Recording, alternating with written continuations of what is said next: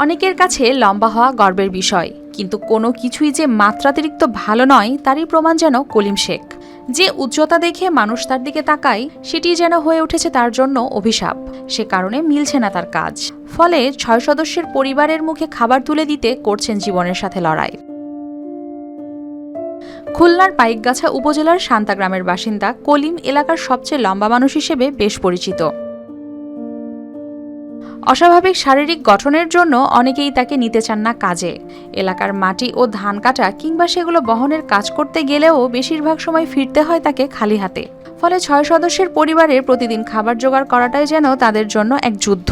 অতিরিক্ত লম্বার কারণে, যার কারণে ওই যে মাটির কাজ করবে, ওর মাথায় মাটির ঝুড়ি উঠিয়ে দিতে কেউ রাজি না। ওর যে মাথায় ধানের বোঝা উঠিয়ে দেবে তাও রাজি না। পয়সা করি ওর ইনকাম হয়, কোনোদিন হয় না, অনেক সপ্তাহ বসা থাকে।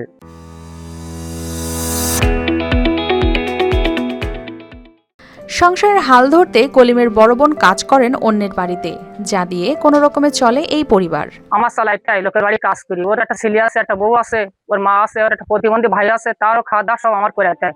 প্রায় 16 বছর আগে সুন্দরবনে মাছ ধরতে গিয়ে বাঘের আক্রমণে তার বাবা প্রাণ হারালে শুরু হয়েছিল তাদের দুর্ভাগ্যের অধ্যায়।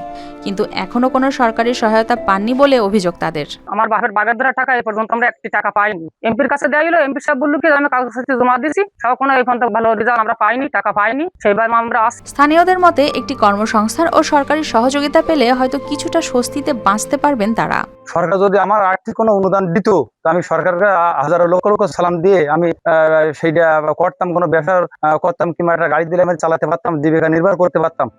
উচ্চতায় হয়তো সবার চেয়ে আলাদা কলিম শেখ, কিন্তু দুবেলা দুমুঠো খাবার খেয়ে নিরাপদে বেঁচে থাকতে সামান্য সহায়তার অপেক্ষায় দিন গুনছে বাঘের আক্রমণে বিধ্বস্ত এই পরিবার। News desk, RTV।